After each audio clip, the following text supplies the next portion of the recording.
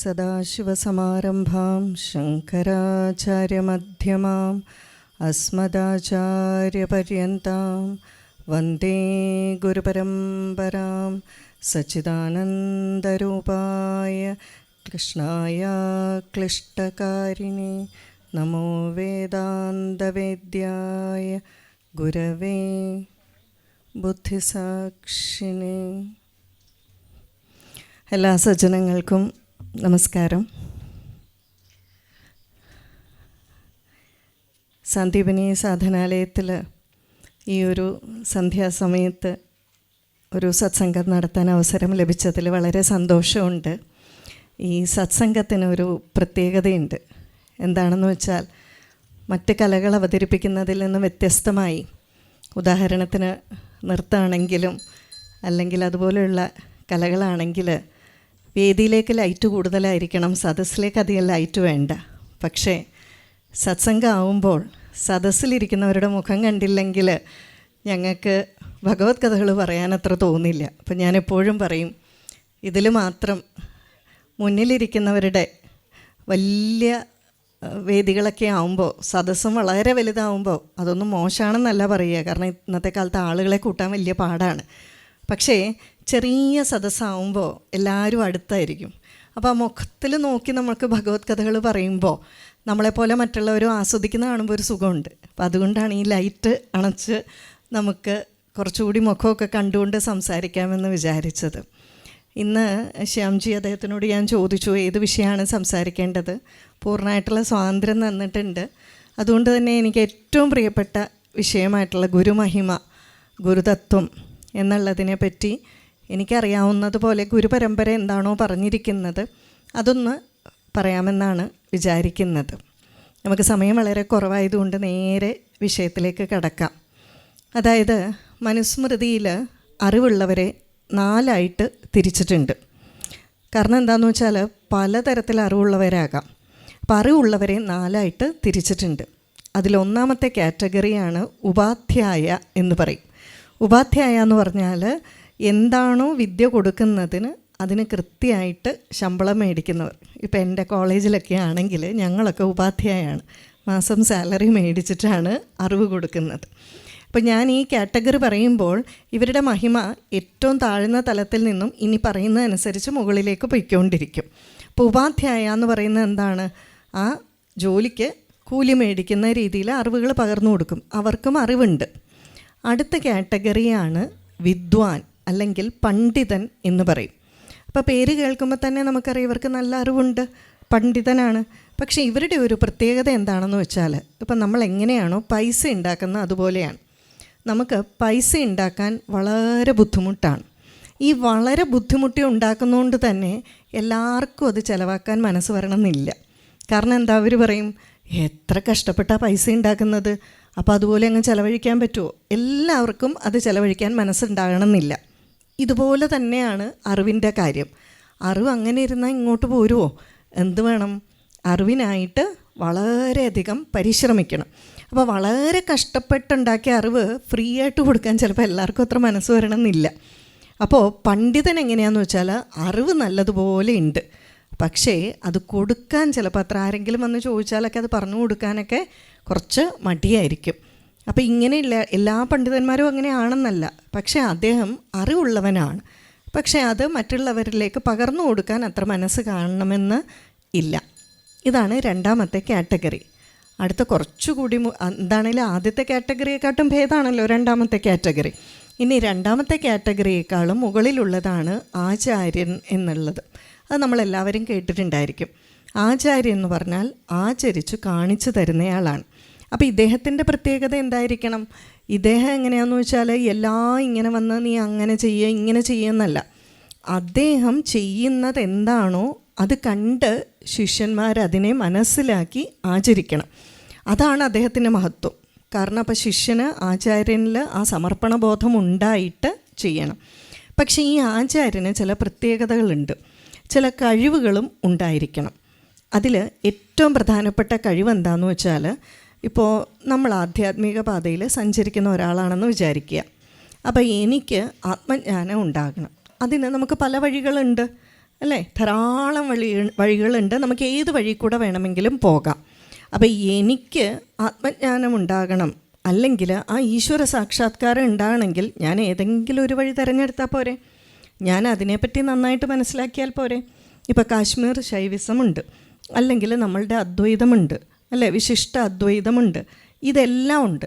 ഞാനിതിൽ ഏതെങ്കിലും ഒരെണ്ണം നന്നായിട്ട് മനസ്സിലാക്കിയാൽ മതി. പക്ഷേ ആചാര്യൻ കുട്ടികൾക്ക് പറഞ്ഞു കൊടുക്കുന്നയാളായതുകൊണ്ട് അദ്ദേഹം അദ്വൈതത്തിൻ്റെ മാർഗമാണ് പിന്തുടരുന്നതെങ്കിൽ എന്തു പഠിച്ചിരിക്കണം? വിശിഷ്ടാദ്വൈതവും ബാക്കി ഇതെല്ലാം പഠിച്ചിരിക്കണം, ശരിയല്ലേ?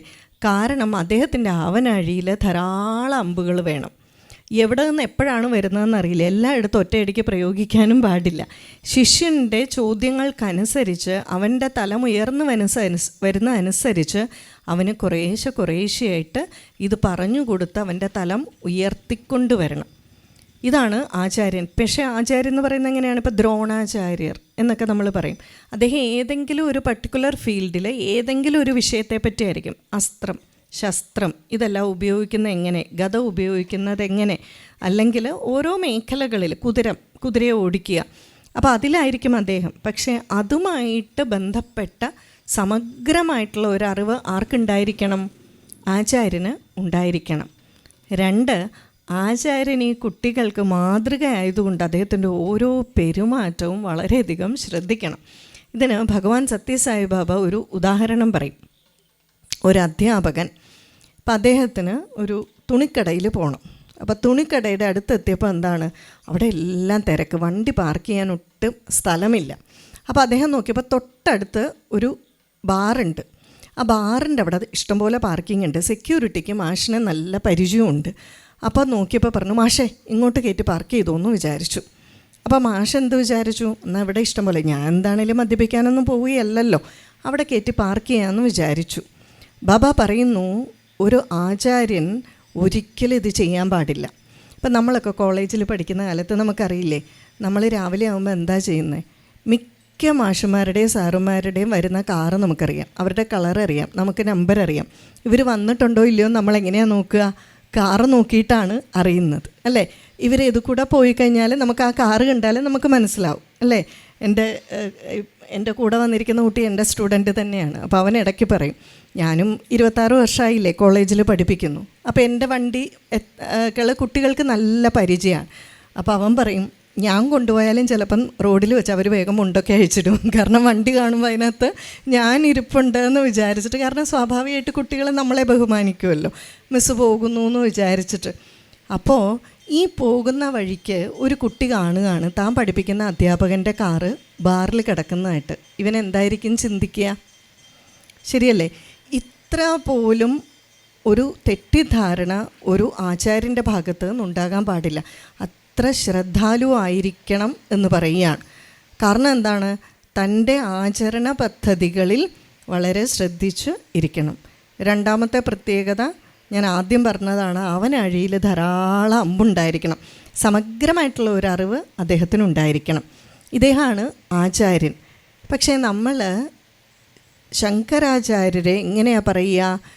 ജഗദ്ഗുരു ആദി ശങ്കരാചാര്യർ എന്ന് പറയും. അപ്പോൾ ഒരു സൈഡിൽ ഗുരുവും ചേർക്കും, മറുവശത്ത് ആചാര്യനും ചേർക്കും. അപ്പോൾ അതെന്തുകൊണ്ടാണെന്നാണ് നമ്മൾ പറയുന്നത്. അപ്പോൾ 3ആയി.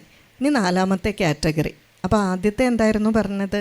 ആദ്യത്തെ ഉപാധ്യായ. ടീച്ചറായതുകൊണ്ട് ഇങ്ങനെ റിവിഷൻ ചെയ്യുന്നത് കേട്ടോ, ക്ലാസ് പഠിപ്പിച്ച് ശീലമായിപ്പോയി. ഉപാധ്യായ, പിന്നെ പണ്ഡിതൻ അല്ലെങ്കിൽ വിദ്വാൻ, പിന്നെ ഉള്ളത് ആചാര്യൻ. അടുത്ത കാറ്റഗറിയാണ് ഗുരു എന്ന് പറയുന്നത്. അപ്പോൾ ഗുരു എന്നാൽ എന്താണ്? ഗുരു എന്നാൽ ഗുരുവിൻ്റെ വിപരീതം എന്താണ്? ലഘു എന്നാണ്, അല്ലേ? നമ്മൾ മലയാളത്തിൽ പഠിക്കില്ലേ, ലഘു എന്ന് പറഞ്ഞാൽ വളരെ വെയിറ്റ് കുറവുള്ളത്. അപ്പോൾ ഗുരു എന്ന് പറഞ്ഞാലോ നല്ല ഭാരമുള്ളത്. അപ്പോൾ 80 കിലോ ഉള്ള ഗുരു എന്നാണോ അർത്ഥം? ഇവിടെ അറിവ് കൊണ്ട് വളരെയധികം ഘനമുള്ളയാൾ എന്നാണ് അർത്ഥം. പക്ഷേ ഈ ഗുരുവും ആചാര്യനും ഇവരെല്ലാം തമ്മിലുള്ള വ്യത്യാസം എന്താണെന്ന് വെച്ചാൽ, ഇപ്പം നമുക്ക് ഒരു 4 വയസ്സ് 3 വയസ്സിലൊക്കെ നമ്മുടെ ചില കാര്യങ്ങളൊക്കെ നമുക്ക് ഓർത്തെടുക്കാം. പക്ഷേ എനിക്കിപ്പോൾ 50 വയസ്സായി. ഞാൻ 70 വയസ്സിൽ എന്താണ് ചെയ്യാൻ പോകുന്നതെന്ന് എനിക്ക് മനസ്സിലാക്കാൻ പറ്റുമോ? ഇല്ല. പക്ഷേ ഗുരുവിൻ്റെ പ്രത്യേകത, ഗുരുവിന് ഏതറിവും ഈ പ്രപഞ്ചത്തിലുള്ളതിനെ ഡൗൺലോഡ് ചെയ്തെടുക്കാനുള്ള കപ്പാസിറ്റി ഉണ്ട്. കാരണം എന്താണ്, ഏതറിവും തരംഗരൂപത്തിൽ, വൈബ്രേഷൻസിൻ്റെ രൂപത്തിൽ ഈ അന്തരീക്ഷത്തിലുണ്ട്. അതിനെ ഫോക്കസ് ചെയ്ത്, കോൺസെൻട്രേറ്റ് ചെയ്ത്, തപസ് ചെയ്ത് ഈ അറിവിനെ എടുക്കാനുള്ള കപ്പാസിറ്റി അവർക്കുണ്ട്. ഇതാണ് ഗുരുവിൻ്റെ പ്രത്യേകത. അപ്പോൾ ഇതെങ്ങനെയാണെന്ന് ചിലപ്പോൾ സംശയം തോന്നും. വളരെ ലളിതമാണ് ഇത് മനസ്സിലാക്കാൻ. ഇപ്പം ഞാൻ ധാരാളം പ്രഭാഷണത്തിൽ പറഞ്ഞിരിക്കുന്ന ഒരു ഉദാഹരണമാണ്. നാളെ പെട്ടെന്ന് ഒരു 1,00,000 രൂപ വേണമെന്ന് നിങ്ങളോട് പറയുകയാണ്. കയ്യിൽ അത്രയൊന്നും ഇല്ല. നിങ്ങൾ എന്തു ചെയ്യും? അറിഞ്ഞ ഉടനെ എല്ലാവരോടും പോയി ചോദിക്കുവാണോ? അയ്യോ, ഒരു 1,00,000 രൂപ തരാവോ, 1,00,000 രൂപ തരാവോ എന്ന് ചോദിക്കുകയാണോ? നമ്മൾ ആദ്യം എന്തു ചെയ്യും? എവിടെയെങ്കിലും അടങ്ങി ഒതുങ്ങി ഒന്നിരുന്ന് ചിന്തിക്കും, 1,00,000 രൂപ കിട്ടാൻ എന്താണ് വഴി. അപ്പോൾ ആലോചിക്കുമ്പോൾ നമ്മുടെ മുന്നിൽ ഒരു 2-3 സൊല്യൂഷൻസ് തെളിഞ്ഞു വരും, അല്ലേ? ഇതെവിടുന്ന് വന്നു? നമ്മൾ അടങ്ങി ഒതുങ്ങിയിരുന്ന് നമ്മൾ അതിനെപ്പറ്റി ചിന്തിച്ചു. ഇതാണ് ഐസക് ന്യൂട്ടനോട് ഒരാൾ ചോദിച്ചു, അങ്ങ് എങ്ങനെയാണ് ഇത്രമാത്രം കണ്ടുപിടുത്തങ്ങൾ നടത്തുന്നത്? അദ്ദേഹം പറഞ്ഞു, ഞാൻ നിരന്തരമായി ചിന്തിച്ചുകൊണ്ടിരുന്നു, അപ്പോൾ അതെൻ്റെ ഉള്ളിൽ വെളിപ്പെട്ടു വന്നു. ചില സമയത്ത് നമുക്ക് തന്നെ തോന്നാറില്ലേ, നല്ല ഐഡിയ ഒക്കെ പറഞ്ഞിട്ട് ദൈവമേ ഇത് ഞാൻ തന്നെയാണോ പറഞ്ഞത്, കൊള്ളാമല്ലോ, ഞാനൊരു പുലിയാണല്ലോ എന്നൊക്കെ നമുക്ക് തോന്നില്ലേ? ഇതെവിടുന്ന് വന്നു? ഏതിനെ പറ്റിയും നമ്മൾ നിരന്തരമായി ചിന്തിച്ചു കൊണ്ടിരുന്നാൽ സ്വാഭാവികമായിട്ടും അത് നമ്മുടെ ഉള്ളിൽ വെളിപ്പെട്ട് വരും. നമ്മുടെ ഗുരുക്കന്മാരെന്ത് ചെയ്തു? പ്രപഞ്ചത്തിലെ നിഗൂഢ രഹസ്യങ്ങൾ അറിയാൻ അവർ തപസ് ചെയ്തു എന്ന് പറയുന്നത് അതാണ്. അവരതിനെപ്പറ്റി നിരന്തരമായി ചിന്തിച്ചു കൊണ്ടിരുന്നു, അവരുടെ ഉള്ളിൽ വെളിപ്പെട്ടു വന്നു. പക്ഷേ എന്ന് വെച്ച് ഇവരാണോ ഇതൊക്കെ കണ്ടുപിടിച്ചത്? ആരുമല്ല. കാരണം ഗ്രാവിറ്റേഷണൽ ഫോഴ്സ് ന്യൂട്ടനാണ് കണ്ടുപിടിച്ചതെന്ന് പറയുന്നുണ്ട്. എത്ര വലിയ മണ്ടത്തരാണ്! ഭൂമി എന്നാണോ ഉണ്ടായത് അന്ന് തൊട്ട് ഗ്രാവിറ്റേഷണൽ ഫോഴ്സ് ഉണ്ട്. നമ്മളൊക്കെ മണ്ടന്മാരായതുകൊണ്ട് നമ്മുടെ കൂട്ടത്തിൽ കുറച്ചൊരു ബുദ്ധിയുള്ളവൻ ഇത് മനസ്സിലാക്കി, അത്രയല്ലേ ഉള്ളൂ, അല്ലേ? ഈ അറിവുകൾ നേരത്തെ തന്നെ ഇവിടെ ഉണ്ട്, എക്സിസ്റ്റിംഗ് ആണ്. ഈ അറിവിനെ എന്ത് ചെയ്യണം?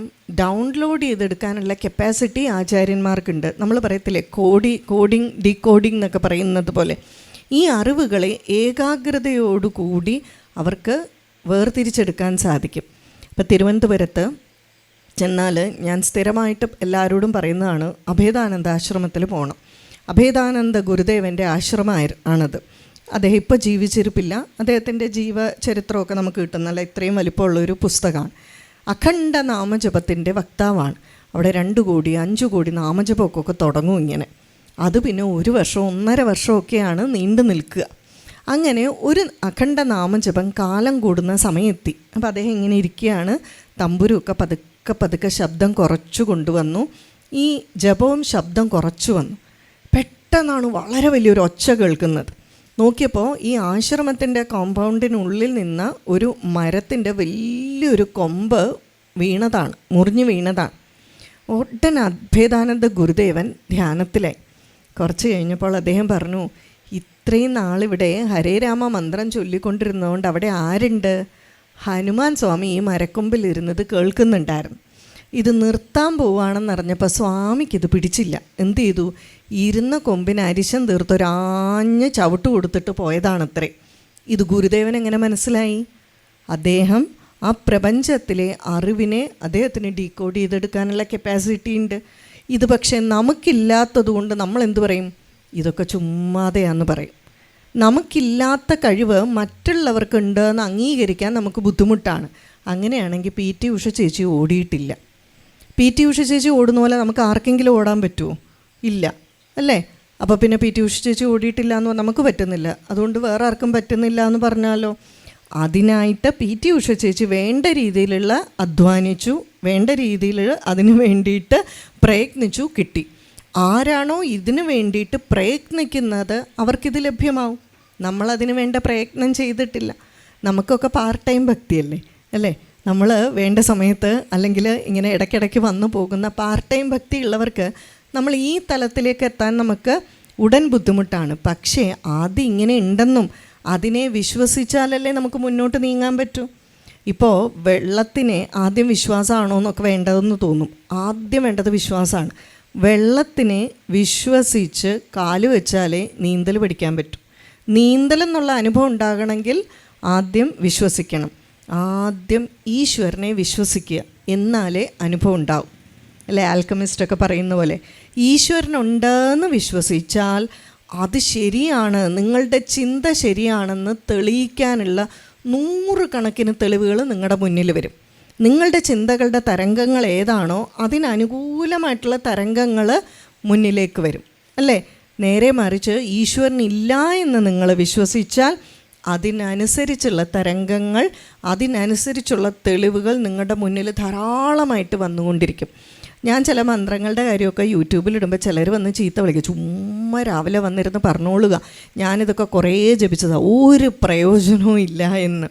ഇതെന്തുകൊണ്ടാണ്? ആദ്യം തന്നെ സംശയമാണ്, ഇത് ശരിയാണോ എന്ന്, അല്ലേ? ഇപ്പോൾ ഒരിക്കൽ ഒരു ആളുടെ ഒരു ഉദാഹരണം എനിക്ക് തോന്നുന്നു ബാബ തന്നെ പറഞ്ഞതാണ്. ഒരാൾ ഒരിക്കൽ കുറേ കാലം ലക്ഷ്മി ദേവിയെ ഭജിച്ചു. കുറേ കാലം ലക്ഷ്മി ദേവിയെ ഭജിച്ചു, ഒരു പ്രയോജനവും അദ്ദേഹത്തിന് ഉണ്ടായതായിട്ട് തോന്നിയില്ല. അതുകൊണ്ട് അദ്ദേഹം നിർത്തിയിട്ട് എന്ത് ചെയ്തു, പിന്നെ കുറേ കാലം കൃഷ്ണനെ ഭജിച്ചു, ഒരു രക്ഷയില്ല. അത് കഴിഞ്ഞപ്പോൾ എന്ത് ചെയ്തു, അദ്ദേഹം മഹാദേവനെ ഭജിച്ചു, ഒരു രക്ഷയില്ല, അതും മാറ്റിവെച്ചു. എന്നിട്ട് ഹനുമാൻ സ്വാമിയെ ഭജിച്ചു. ഇങ്ങനെ ഹനുമാൻ സ്വാമിയെ ഭജിച്ചുകൊണ്ടിരിക്കുന്ന സമയത്ത് ഒരു ദിവസം അദ്ദേഹം ഒരു ചന്ദനത്തിരി കത്തിച്ചു വെക്കുകയാണ്.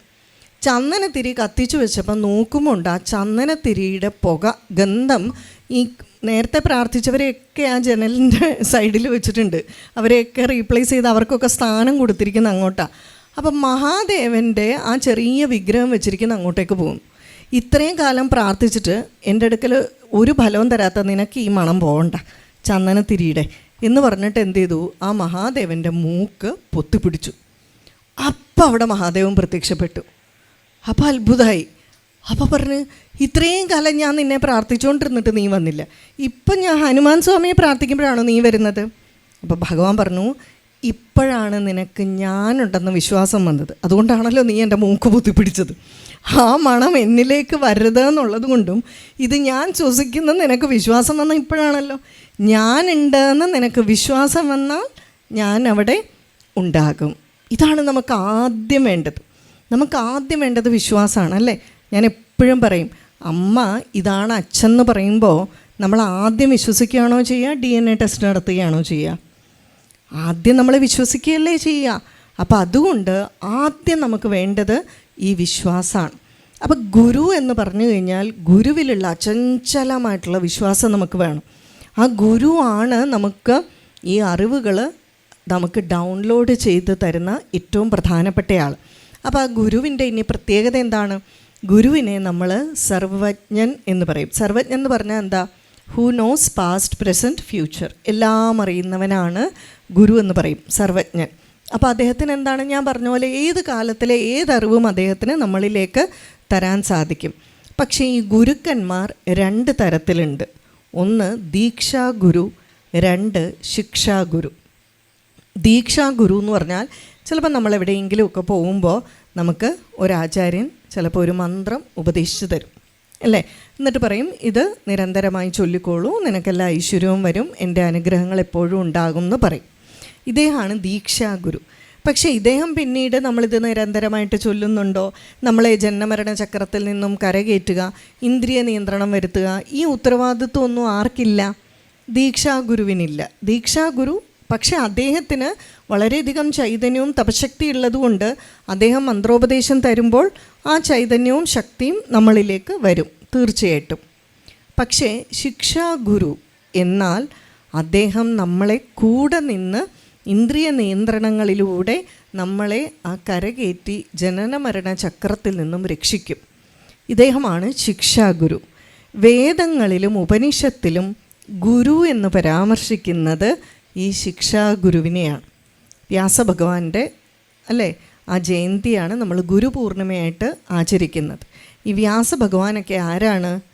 ഈ ശിക്ഷാഗുരുവാണ്. അപ്പം ഗുരു എന്ന് പറഞ്ഞാൽ നമ്മളുടെ ഈ സകല തരത്തിലുള്ള അജ്ഞതയിൽ നിന്നും നമ്മളെ കരകയറ്റുന്ന ആളാണ്. ഇപ്പോൾ നമ്മൾ ഒരു ശ്ലോകം ചൊല്ലാറുണ്ട്, ഗുരുർ ബ്രഹ്മ ഗുരുർ വിഷ്ണു ഗുരുർ ദേവോ മഹേശ്വര ഗുരു സാക്ഷാത് പരബ്രഹ്മ തസ്മൈ ശ്രീ ഗുരവേ നമഃ. അപ്പോൾ ഇതിൻ്റെ അർത്ഥം എന്താണ്? ഇതിൻ്റെ അർത്ഥം ഗുരു ബ്രഹ്മ, ബ്രഹ്മാവിൻ്റെ എന്താണ്? ബ്രഹ്മാവിൻ്റെ ഡ്യൂട്ടി എന്താ? സൃഷ്ടിയാണ് ബ്രഹ്മാവിൻ്റെ കർത്തവ്യം, അല്ലേ? അപ്പോൾ ഗുരു ബ്രഹ്മാവാണ് എന്ന് പറഞ്ഞാൽ എന്താണ്? ഈ ജ്ഞാനത്തിനെ എല്ലാം നമുക്ക് തരുന്നയാൾ, ഈ പ്രപഞ്ചത്തിൽ നിന്ന് ഡൗൺലോഡ് ചെയ്തെടുക്കുക എന്ന് പറയുമ്പോൾ അവിടെ ഒരു സൃഷ്ടി ഉണ്ടാകുന്നുണ്ടല്ലോ. ആ സൃഷ്ടി അല്ലെങ്കിൽ ആ അറിവിനെ നമുക്ക് പ്രദാനം ചെയ്യുന്ന ആളാണ് ഗുരു. അപ്പോൾ ഗുരു ആരുടെ റോള് ചെയ്യുന്നുണ്ട്? ബ്രഹ്മാവിൻ്റെ റോള് ചെയ്യുന്നുണ്ട്. ഗുരുർ വിഷ്ണു. അപ്പോൾ എന്താണ്? ഈ അറിവിനെ എത്രയോ കാലങ്ങളായിട്ട് ഗുരു പരമ്പരയിലൂടെ ഇവിടെ നിലനിർത്തുന്ന ആരാണ്? ഗുരുവല്ലേ. അപ്പോൾ അതുകൊണ്ട് വിഷ്ണുവിൻ്റെ കാര്യം ഓക്കെ. പക്ഷേ ഗുരുദേവോ മഹേശ്വര, മഹേശ്വരൻ്റെ ഡ്യൂട്ടി എന്താണ്? നമ്മൾ പറയും സംഹാരം. അപ്പോൾ ഈ ജ്ഞാനത്തിനെയൊക്കെ സംഹരിക്കുന്നയാളാണോ? അല്ലേ? പറഞ്ഞു വരുമ്പോൾ അങ്ങനെയല്ലേ വരേണ്ടത്? അങ്ങനെയല്ല, അജ്ഞാനത്തെ സംഹരിക്കുന്നവൻ എന്നാണ് അർത്ഥം. അതുകൊണ്ടാണ് നമ്മൾ ഗുരുവിൻ്റെ ശ്ലോകം നോക്കിയാൽ എന്താണ്? അജ്ഞാനതിമിരാന്ധസ്യ ജ്ഞാനാഞ്ജന ശലാകയ ചക്ഷുരുമീലിതം യേന തസ്മൈ ശ്രീ ഗുരവേ നമഃ. ആദ്യത്തെ ഡ്യൂട്ടി ഗുരുവിൻ്റെ അജ്ഞാനം മാറ്റുക എന്നുള്ളതാണ്. ജ്ഞാനത്തെ പ്രദാനം ചെയ്യുക എന്ന് പറഞ്ഞാൽ അത്ര എളുപ്പമൊന്നുമല്ല. അത് ഗുരുവിനെ കൊണ്ട് പറ്റുകയുമില്ല. പിന്നെ എന്തേ ഉള്ളൂ? അജ്ഞാനം എന്താണെന്ന് കാണിച്ചു തരും. അത് നമ്മൾ മാറ്റുക. ഇപ്പം എന്താണ് സാധാരണ പറയും, ഈ കിണർ കുഴിക്കുന്നവർ ഒരിടത്ത് കുറേ കുഴിച്ചു, അത് കഴിഞ്ഞ് കുറച്ച് കഴിയുമ്പോൾ അടുത്തടുത്ത് പോയി കുഴിച്ചു, അടുത്തടുത്ത് കുഴിച്ചു. ഇങ്ങനെ കുഴിച്ചാൽ വെള്ളം കാണുമോ? എന്ത് ചെയ്യണം? കുഴിച്ചിടത്ത് തന്നെ കുഴിച്ചുകൊണ്ടിരുന്നാൽ വെള്ളം കാണും. മുമ്പത്തെ പോലെ കുറേ നാൾ മഹേശ്വരൻ, കുറേ നാൾ പാർവതി ദേവി, കുറേ നാൾ ലക്ഷ്മി ദേവി, ഇങ്ങനെ പ്രാർത്ഥിച്ചാൽ ഫലം കിട്ടുമോ? അത് വളരെ ബുദ്ധിമുട്ടാണ്. അപ്പോൾ എന്ത് വേണം? നമ്മൾ വളരെ കൃത്യമായിട്ട് ഫോക്കസ്ഡായിട്ട് ആ ഒരു ഗുരു പറയുന്ന രീതിയിൽ നമ്മൾ സാധന ചെയ്യണം. അപ്പോൾ ഈ പലയിടത്ത് കുഴിക്കുന്നത് പോലെ കുഴിച്ചുകൊണ്ടിരുന്നാൽ നമുക്ക് ജ്ഞാനം ലഭ്യമാകില്ല. അപ്പോൾ എന്താണെന്ന് വെച്ചാൽ ഗുരു എന്ത് ചെയ്യും? ഇപ്പം കിണർ കുഴിക്കുമ്പം വെള്ളം അവിടെ പണ്ടേ ഉണ്ട്. നമ്മളെന്താ ചെയ്യുക? മണ്ണ് മാറ്റുക എന്നുള്ള പ്രവൃത്തിയാണ്. പക്ഷേ ഈ മണ്ണ് എവിടെ മാറ്റണം എന്നുള്ള ആര് കാണിച്ചു തരും? അതിനറിവുള്ളയാൾ കാണിച്ചു തരും. അപ്പോൾ അജ്ഞാനമാകുന്ന പായൽ എന്താണെന്നും അതിനെ എങ്ങനെ മാറ്റണം എന്നും കാണിച്ചു തരും ഗുരു. ഞാനവിടെ ഉണ്ട്, ഞാനവിടെ ഓൾറെഡി ഉണ്ട്, പക്ഷേ ഈ പായൽ വന്ന് മൂടിക്കിടക്കുകയാണ്. ഇതിനെ മാറ്റാൻ ആ വഴി പോയ ഒരാൾക്കേ പറ്റൂ, അല്ലേ? അപ്പം നമുക്കൊരു വഴിക്ക് പോകണമെങ്കിൽ അവിടെ നേരത്തെ പോയ ആളോട് വഴി ചോദിച്ചാൽ പറഞ്ഞു തരും, ചൂണ്ടുപലക.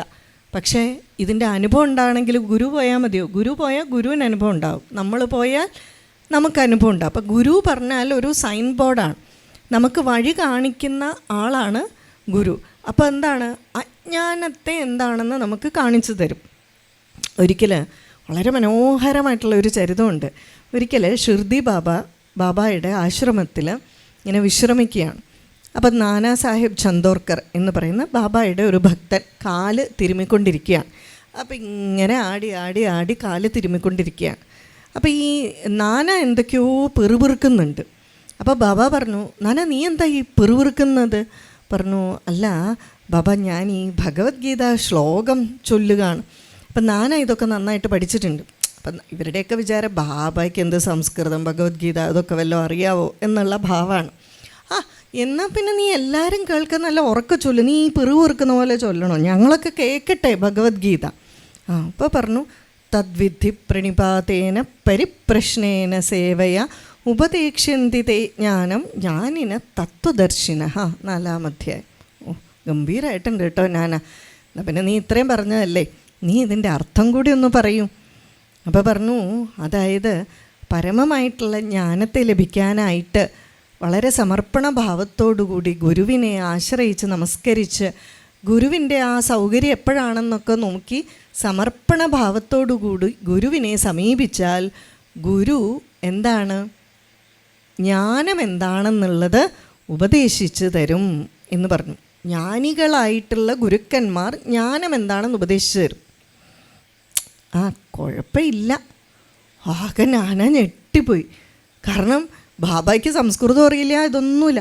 അല്ല ബാബ, ആദിശങ്കരനും ശ്രീധറും അല്ലെങ്കിൽ വളരെ വലിയ ആളുകളൊക്കെ ഇങ്ങനെയാണ് പറഞ്ഞു തന്നിരിക്കുന്നത്, ഇങ്ങനെയാണ് ഇതിൻ്റെ വ്യാഖ്യാനം പറഞ്ഞിരിക്കുന്നത്. ഭഗവത്ഗീതയുടെ വ്യാഖ്യാനം ധാരാളം ആളുകൾ എഴുതിയിട്ടുണ്ടല്ലോ, അവരൊക്കെ ഇങ്ങനെയാണ് പറഞ്ഞിരിക്കുന്നത്.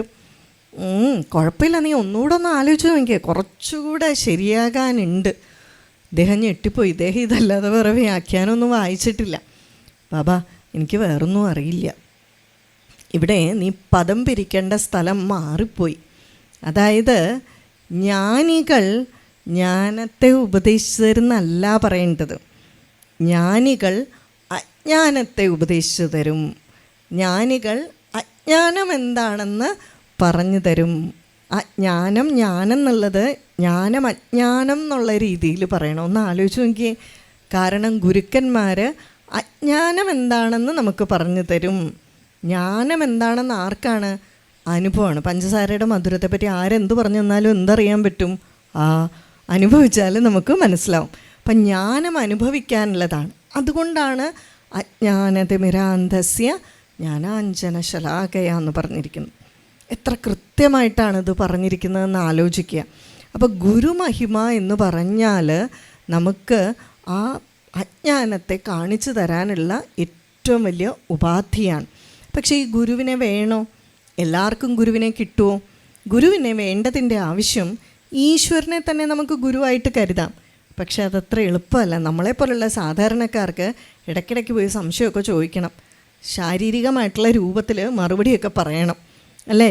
നമുക്ക് അത്രയ്ക്കുള്ള ആ ഒരു വലിപ്പമൊക്കെ ഉള്ളൂ. അതല്ലെങ്കിൽ നമ്മൾ വളരെയധികം ആ തലത്തിലെത്തിയാൽ, ഇപ്പോൾ ഒരു ആനയെ മെരുക്കിയെടുക്കാൻ വലിയ പാടാണ്. മെരുക്കിയെടുത്തു കഴിഞ്ഞാലോ സർക്കസ് കൂടാരത്ത് ഒരു കുട്ടി വന്ന ഒരു വടിയും പിടിച്ച് സ്റ്റൂളിൻ്റെ മുകളിലോട്ട് കയറാൻ പറഞ്ഞാൽ കയറും.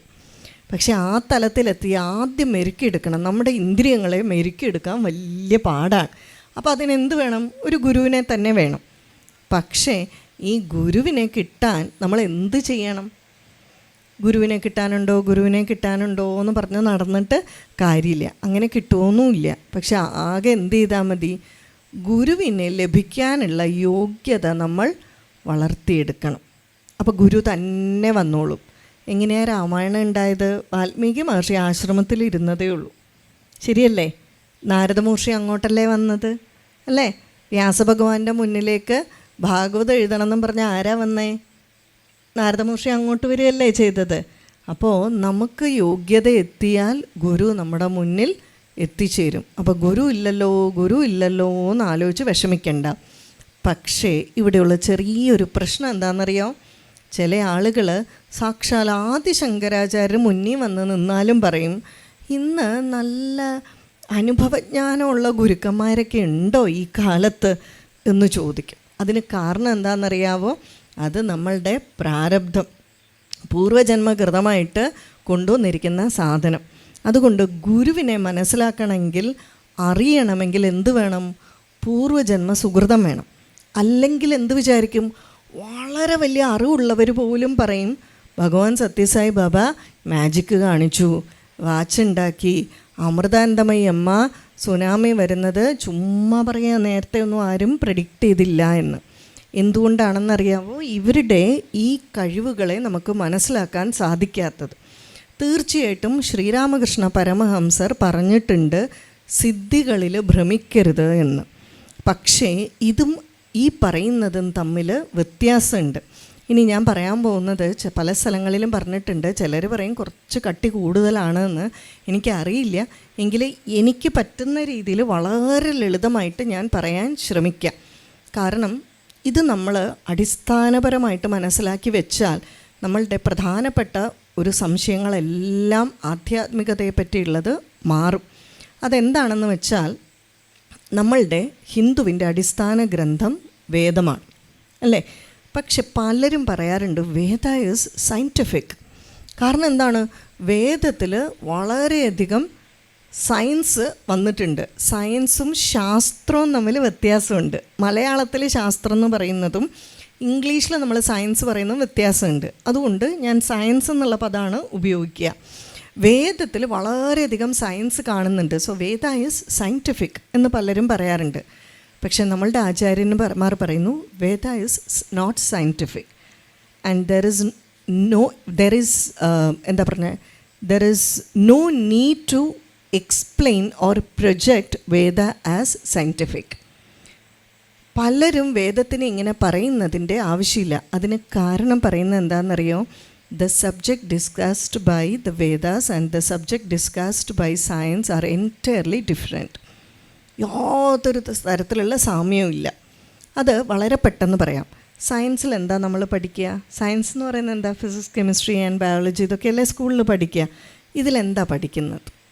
ഇതിൻ്റെ എല്ലാം വിഷയം പഞ്ചഭൂതങ്ങളും അതിനാൽ നിർമ്മിക്കപ്പെട്ട വസ്തുക്കളുടെ നിർമ്മാണം, നിലനിൽപ്പ്, അതിൻ്റെ ഇല്ലായ്മ, അതിൻ്റെ മാറ്റം. ഇതാണല്ലോ. തീർച്ചയായിട്ടും അങ്ങനെയല്ലേ? സയൻസിൽ ഫിസിക്സ് ആണെങ്കിലും കെമിസ്ട്രി ആണെങ്കിലും ബയോളജി ആണെങ്കിലും പഞ്ചഭൂതങ്ങൾ കൊണ്ട് നിർമ്മിക്കപ്പെട്ട വസ്തുക്കൾ അതെങ്ങനെ നിർമ്മിക്കപ്പെട്ടു അല്ലേ? തീർച്ചയായിട്ടും അങ്ങനെയല്ലേ? ഹൈഡ്രജനും ഓക്സിജനും ചേർത്ത് വെള്ളം ഉണ്ടായി. ഹൈഡ്രജനെ ഉണ്ടാക്കാൻ പറ്റുമോ നമുക്ക്? ഓക്സിജനെ ഉണ്ടാക്കാൻ പറ്റുമോ? ഇല്ല. അപ്പോൾ അത് നമ്മൾ ആകാശം എന്നൊക്കെ പറയും. അപ്പോൾ വളരെ ആഴത്തിലേക്കൊന്നും ഞാൻ പോണില്ല. പഞ്ചഭൂതങ്ങളാൽ നിർമ്മിക്കപ്പെട്ട വസ്തുക്കളുടെ അല്ലെങ്കിൽ അതിൻ്റെ കോമ്പിനേഷൻ കൊണ്ടുണ്ടാകുന്ന അതിൻ്റെ നിർമ്മാണം, നിലനിൽപ്പ്, അതിൻ്റെ എവല്യൂഷൻ, പരിണാമം, അതിൻ്റെ ഇല്ലായ്മ, ഇതാണ് സയൻസ് ഡിസ്കസ് ചെയ്യുന്നത്. അതിൻ്റെ അർത്ഥം സയൻസിൻ്റെ ബൗണ്ടറി എവിടെയാണെന്നാണ്. സയൻസിൻ്റെ ബൗണ്ടറി എവിടം വരെ പോകും? പഞ്ചഭൂതങ്ങൾ വരെ മാത്രം. പറയുന്നത് മനസ്സിലാകുന്നുണ്ടല്ലോ അല്ലേ? പഞ്ചഭൂതങ്ങൾക്കിപ്പുറമുള്ളതിനെ പറ്റിയാണ് സയൻസ് ഡിസ്കസ് ചെയ്യുന്നത്. വേദം ഡിസ്കസ് ചെയ്യുന്നതോ പഞ്ചഭൂതങ്ങൾ ഉണ്ടാകുന്നതിനു മുമ്പുള്ള ബ്രഹ്മത്തിനെ പറ്റി. അതായത് നമ്മളൊരു കാര്യം മനസ്സിലാക്കുക. ഇപ്പോൾ സയൻസ് വെച്ച് പറയുകയാണെങ്കിൽ നമ്മൾ എന്ത് പറയും? Energy is neither created not destroyed. ഊർജ്ജം എന്ന് പറയുന്നത് ഇതുവരെ സൃഷ്ടിക്കപ്പെട്ടിട്ടുമില്ല, നശിക്കപ്പെട്ടിട്ടുമില്ല. ഒന്നും ഈ പ്രപഞ്ചത്തിലില്ല എന്ന് വിചാരിക്കുക, ബുദ്ധിമുട്ടാണ്. അപ്പോഴും ഉള്ള എന്തുമാത്രം?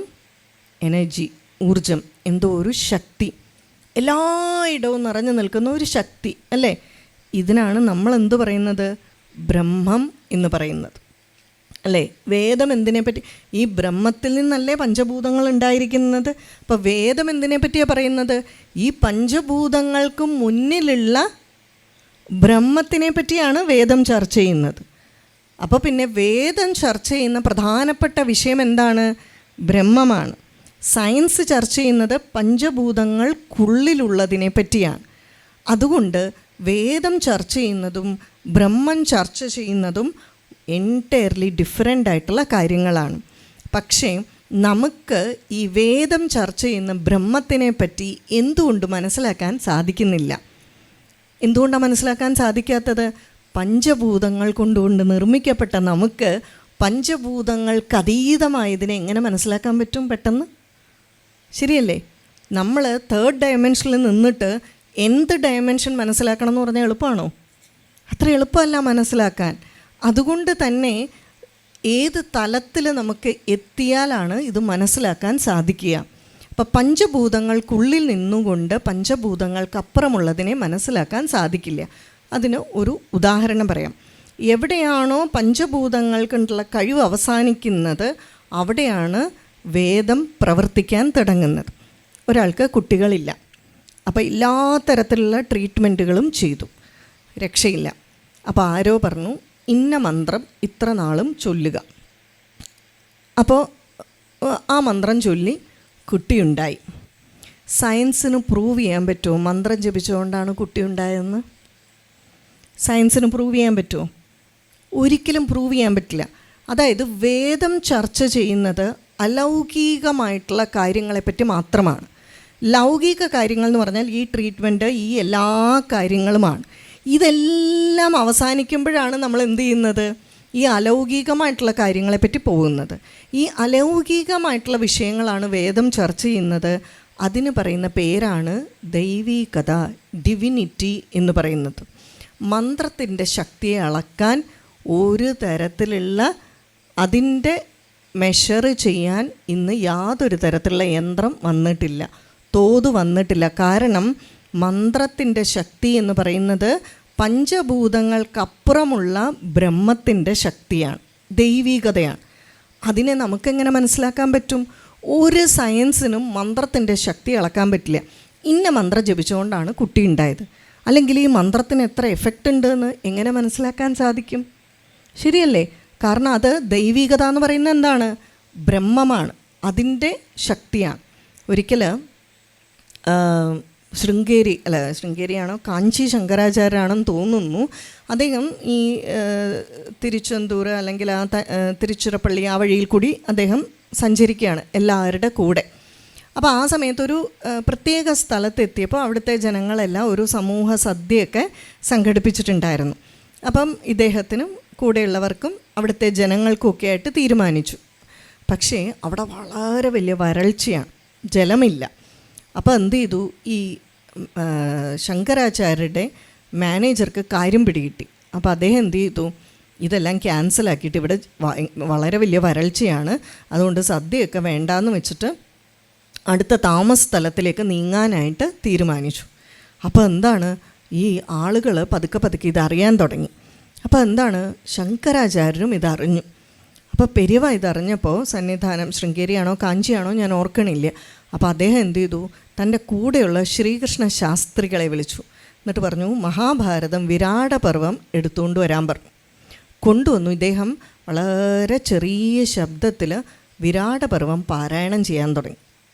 കുറേ കഴിഞ്ഞിട്ട് എഴുന്നേറ്റ് അങ്ങോട്ടും ഇങ്ങോട്ടും ഒരു മന്ത്രം ജപിച്ചുകൊണ്ട് നടക്കാൻ തുടങ്ങി. ഒരു 2 മണിക്കൂർ കഴിഞ്ഞപ്പോൾ തിമിർത്ത് മഴ പെയ്യാൻ തുടങ്ങി. തിമിർത്ത് മഴ എന്ന് പറഞ്ഞാൽ അതുപോലെ മഴ. 2 മണിക്കൂർ കഴിഞ്ഞപ്പോൾ സർവാധികാരി വന്നിട്ട് പറഞ്ഞു, 6 മാസത്തേക്കുള്ള മഴ കിട്ടി, ജപം ഒന്ന് നിർത്തി ആരതി എടുത്താൽ കൊള്ളാം എന്ന് പറഞ്ഞു. ഉടനെ അദ്ദേഹം അതുപോലെ ചെയ്തു. പിന്നെ ഒരിക്കൽ ചില ആളുകൾ അദ്ദേഹത്തിനോട് ചോദിച്ചു, അന്ന് എന്താണ് സംഭവിച്ചത് എന്ന്. അപ്പോൾ അദ്ദേഹം പറഞ്ഞു, ഈ മഹാഭാരതം വിരാടപർവത്തിൽ വരുണമന്ത്രത്തിൻ്റെ ബീജാക്ഷരങ്ങൾ വ്യാസഭഗവാൻ ഉൾക്കൊള്ളിച്ചിട്ടുണ്ട്. ഞാനത് നിരന്തരമായി ചൊല്ലിയപ്പോൾ മഴ പെയ്തു. അപ്പോൾ വിരാടപർവത്തിൻ്റെ പാരായണവും വരുണമന്ത്രത്തിൻ്റെ ജപവും. സയൻസിന് എങ്ങനെ പ്രൂവ് ചെയ്യാൻ പറ്റുമോ? ഇത് സയൻസിന് പ്രൂവ് ചെയ്യാൻ പറ്റുമോ? കാരണം എന്താണ്, സയൻസ് എന്ത് പ്രൂവ് ചെയ്താലും അത് പഞ്ചഭൂതങ്ങൾക്കുള്ളിലാണ്. ഈ പഞ്ചഭൂതങ്ങൾക്കുള്ളിലുള്ളതിനെ മെഷർ ചെയ്യാൻ വേദത്തിൻ്റെ ആവശ്യമില്ല. തീയിൽ കൈയിട്ടാൽ പൊള്ളും, ഇതറിയാൻ വേദത്തിൻ്റെ ആവശ്യമുണ്ടോ? പ്രത്യക്ഷമായിട്ടുള്ള ഒന്നും അറിയാൻ വേദത്തിൻ്റെ ആവശ്യമില്ല. പരോക്ഷമായിട്ടുള്ളതിനെ അറിയാനും വേദത്തിൻ്റെ ആവശ്യമില്ല. ദൂരെ പുക കൊണ്ടാൽ തീയുണ്ട്, ഇതാണ് അനുമാനം. അനുമാനത്തിനും വേദത്തിൻ്റെ ആവശ്യമില്ല. പ്രത്യക്ഷം കൊണ്ടും അനുമാനം കൊണ്ടും മനസ്സിലാക്കാൻ സാധിക്കാത്ത അലൗകിക ഉപായങ്ങളാണ് വേദം നമുക്ക് പറഞ്ഞു തരുന്നത്. അതുകൊണ്ട് തന്നെ ഈ ആചാര്യർ മന്ത്രം ചൊല്ലി ഈ ഒരു മഴ പെയ്ച്ചപ്പോൾ അതിനെ സയൻസിന് എങ്ങനെ പ്രൂവ് ചെയ്യാൻ പറ്റും? കാരണം ഇത് ദൈവീക ശക്തിയാണ്. അതുകൊണ്ടാണ് ഇതിനെ നമുക്ക് മനസ്സിലാക്കാൻ സാധിക്കാത്തത്. ഭഗവാൻ സത്യസായി ബാബ ഒരു വാച്ച് സൃഷ്ടിച്ചു കൊടുക്കുമ്പോൾ, അല്ലെങ്കിൽ ഒരു വിഭൂതി സൃഷ്ടിച്ചു കൊടുക്കുമ്പോൾ നമ്മൾ പറയും മാജിക്കാണെന്ന്. മാജിക് എന്ന് പറഞ്ഞാൽ എന്താണ്? മജീഷ്യന്മാരെന്താ ചെയ്യുക? പുതുതായിട്ട് മോതിരം സൃഷ്ടിക്കുകയാണോ ചെയ്യുക? അവർ പുതുതായിട്ട് ഉണ്ടാക്കുകയാണോ ചെയ്യുക? മോതിരം എങ്ങനെയാണ് ഉണ്ടാകുക? പഞ്ചഭൂതങ്ങളിൽ നിന്നും മോതിരത്തിന് വേണ്ട മൂലകങ്ങളെ സംയോജിപ്പിച്ചാണല്ലോ മോതിരം ഉണ്ടാക്കുന്നത്. ഇങ്ങനെയാണോ മജീഷ്യൻ ചെയ്യുക? മജീഷ്യൻ ചെയ്യുന്ന എന്താണ്? എവിടെയെങ്കിലും ഇരുന്ന ഒന്നിനെ അപ്രത്യക്ഷമാക്കി അദ്ദേഹം എന്തു ചെയ്യും? കൈയടക്കമല്ലേ, കൊണ്ടുവരികയാണ് ചെയ്യുക. ബാബ മോതിരം സൃഷ്ടിക്കുന്നുണ്ടെങ്കിൽ പഞ്ചഭൂതങ്ങളിൽ നിന്നും വേണ്ട മൂലകങ്ങളെ എടുത്ത് പുതുതായിട്ട് ഉണ്ടാക്കുകയാണ്. ഇത് സിദ്ധി എന്നല്ല പറയുക. ഭഗവാൻ പറയുക, ഈ ഉലകം മുഴുവൻ സൃഷ്ടിച്ച എനിക്കാണോ ഒരു മോതിരം? നിങ്ങൾക്ക് അത്ഭുതമാകും. പക്ഷേ all these are my visiting cards. അത്ഭുതം കാണുമ്പോൾ നമുക്കൊരു അട്രാക്ഷൻ തോന്നും. പക്ഷേ എന്നും വിസിറ്റിംഗ് കാർഡ് ശ്രീകൃഷ്ണൻ കാണിച്ചിരിക്കുന്ന അത്ഭുതം എന്തൊക്കെയാണ്? പൂതന തൊട്ട് തുടങ്ങുകയല്ലേ? അതൊക്കെ നമുക്ക് വിശ്വസിക്കാം അല്ലേ? എൻ്റെ തൊട്ടടുത്ത വീട്ടിലൊരു ഡോക്ടറുണ്ട്. അദ്ദേഹം പറയുകയാണ്, ആ സുനാമിക്ക് തൊട്ട് മുമ്പ് അദ്ദേഹത്തിൻ്റെ മോൾ അവിടെ പഠിക്കുകയാണ്, അമ്മയെ കാണാൻ പോയി. അമ്മ കൃത്യമായിട്ട് പറഞ്ഞു, മോനെ നീ വണ്ടി പാർക്ക് ചെയ്ത് നടത്തുന്ന വേഗം വണ്ടി മാറ്റിയിടാൻ പറഞ്ഞു. എന്താണെന്ന് ആരോടും പറഞ്ഞില്ല. എല്ലാവരോടും പറഞ്ഞു എന്ന് ചോദിച്ചാൽ ഓരോരുത്തരുടെ കർമ്മഫലം അനുഭവിക്കണം. ഒരു പരിധി കൂടുതൽ ഗുരുക്കന്മാർ അതിൽ കയറി ഇടപെടില്ല. അപ്പോൾ ആദ്യം ചെയ്യേണ്ടത് ഈ ഗുരുക്കന്മാരുടെ കഴിവ്, ശക്തി, ദിവ്യത എന്ന് പറയുന്നത് നമുക്ക് അളക്കാൻ അതിന് പരിമിതിയുണ്ട്. അതിനെ നമ്മൾ കൃത്യമായിട്ട് മനസ്സിലാക്കുക. പരിപൂർണ സമർപ്പണത്തോടുകൂടി നമ്മൾ ചെയ്യുക. അപ്പം എൻ്റെ ജീവിതത്തിൽ 1-2 ഒരിക്കലും എനിക്ക് വലിയ ഗുരുക്കന്മാരുടെ അനുഭവം ഉണ്ടായി അങ്ങനെ പറയാനല്ല. നിങ്ങളൊന്ന് ആലോചിക്കുക, മറ്റുള്ളവർക്കുണ്ടായ അനുഭവവും എനിക്കുണ്ടായ അനുഭവം നോക്കുമ്പം എനിക്ക് ഏതിനായിരിക്കും തീവ്രത കൂടുതൽ? തീർച്ചയായിട്ടും എനിക്ക് എൻ്റെ ജീവിതത്തിലുണ്ടായ അനുഭവങ്ങൾക്കായിരിക്കും തീവ്രത കൂടുതൽ. പക്ഷേ നമ്മൾ എന്ത് ചെയ്യണമെന്ന് വെച്ചാൽ, നമ്മുടെ കണ്ണ് തുറന്ന് വെച്ചാൽ നമുക്ക് തീർച്ചയായിട്ടും ഇതുപോലുള്ള അനുഭവങ്ങൾ നമുക്ക് ലഭ്യമാവും, നമുക്ക് മനസ്സിലാവും. പക്ഷേ ഇത് യാദൃച്ഛികത എന്ന് പറഞ്ഞാൽ അവിടെ ഇരിക്കും. കാരണം ഭഗവാൻ ബാബ പറയുന്നു, യാദൃച്ഛികത എന്നൊന്നില്ല. നിൻ്റെ കണ്ണിൻ്റെ പോള ചലിക്കുന്നത് പോലും ഞാൻ അറിഞ്ഞുകൊണ്ടാണ്, അതല്ലാതെ ഒന്നും സംഭവിക്കില്ല. എൻ്റെ ജീവിതത്തിൽ ഉണ്ടായ 2-3 പ്രത്യേകമായിട്ടുള്ള അനുഭവങ്ങൾ. ഇത് ലൈവ് വല്ലതും ആണോ? ലൈവാണോ? അല്ലല്ലോ, ഓക്കെ. യൂട്യൂബിലൊക്കെ പോകുമ്പോഴേ നമ്മൾ വലിയ എന്താ പറയുക, മഹാത്മാവായിട്ട് നമുക്ക് വലിയ കഴിവുണ്ട്, അത്ഭുത സിദ്ധി എന്നൊന്നും അങ്ങനെയൊന്നും വിചാരിച്ചേക്കരുത്.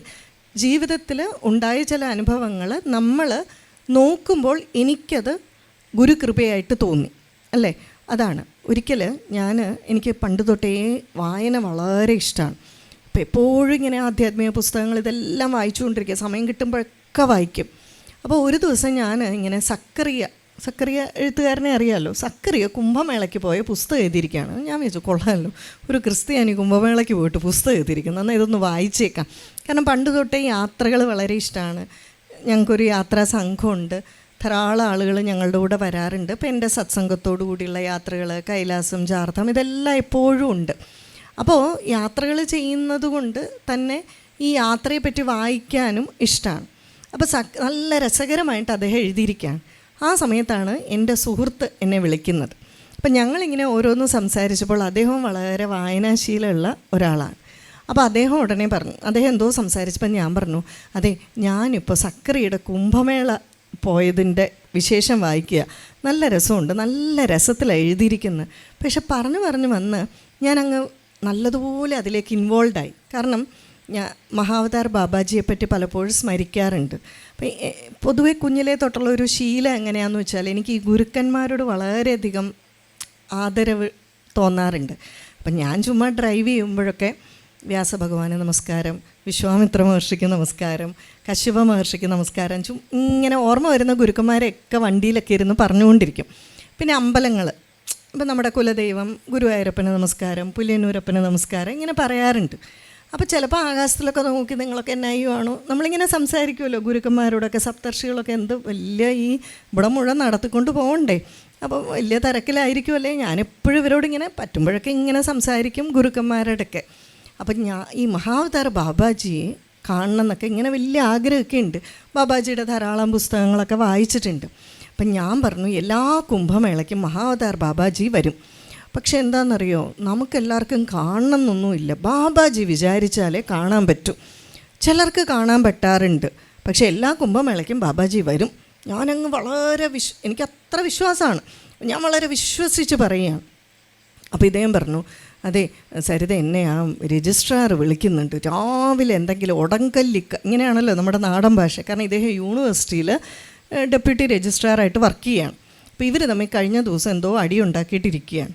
അപ്പോൾ പറഞ്ഞു, രാവിലെ അങ്ങേര് എന്തെങ്കിലും ഉടങ്കല്ല് കാര്യമായിട്ട് എന്നെ വിളിക്കുമായിരിക്കും, അടുത്ത അടിക്കുള്ളതാണ്. കഴിഞ്ഞ ദിവസം ഞങ്ങൾ തമ്മിൽ നല്ലൊരു വഴക്ക് കഴിഞ്ഞിട്ടിരിക്കുകയാണെന്ന് പറഞ്ഞു.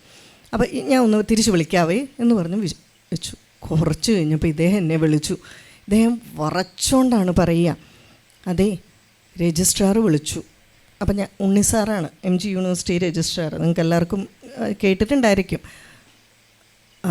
അപ്പം ഞാൻ ചോദിച്ചു, എന്താ? അദ്ദേഹം കുംഭമേളയിൽ പോയി അവിടെ നിന്ന് വിളിച്ചതെന്ന്. സത്യം പറഞ്ഞാൽ എൻ്റെ ശ്വാസം നിലച്ചു പോയ പോലെ. ഒന്നാമത് അപ്പം കുംഭമേള നടക്കുവാണെന്ന് എനിക്കറിയില്ല, ഞാനിതെപ്പോഴും ഉള്ളൊരു പുസ്തകം വായിച്ചുകൊണ്ടിരിക്കുക. അപ്പം ഞാൻ ചോദിച്ചു, കുംഭമേളയിലോ? അപ്പോൾ പറഞ്ഞ്, കഴിഞ്ഞ ദിവസം അദ്ദേഹത്തെ കണ്ടതല്ലേ? അതെ, അദ്ദേഹത്തിന് പെട്ടെന്നൊരു തോന്നൽ തോന്നി, അദ്ദേഹം നേരെ ഇവിടുന്ന് സ്ഥലം വിട്ടു കുംഭമേളയിൽ പോയി നിൽക്കുക.